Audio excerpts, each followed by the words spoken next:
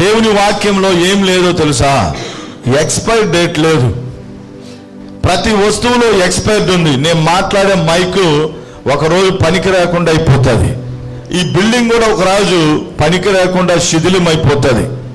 కానీ దేవుని వాక్యము ఎలాంటిదంటే, హెబ్రీయులకు రాసిన పత్రిక 4వ అధ్యాయం 12వ వచనంలో దేవుని వాక్యము సజీవమైనదై.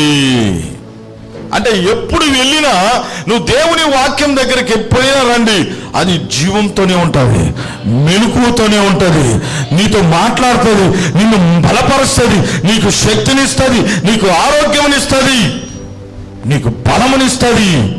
దేవుని వాక్యం. నువ్వు ఏ రాత్రైనా లేయి, ఏ సమయమైనా లేయి, ఎక్కడైనా నువ్వు ప్రయాణంలో ఉండు, నువ్వు ఏమైనా చేస్తా ఉండు, దేవుని మాటను ఒక్కసారి అట్లా చదువు చూడు, అది ఫ్రెష్గా ఉంటుంది.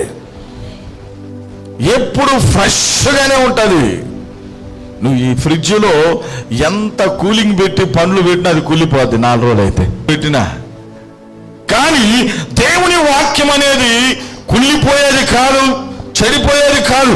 కుళ్ళిపోయిన దాన్ని బాగా చేస్తుంది, ఎండిపోయిన దాన్ని ఏం చేస్తుందంటే జీవంతో నింపుతుంది. హల్లెలూయా.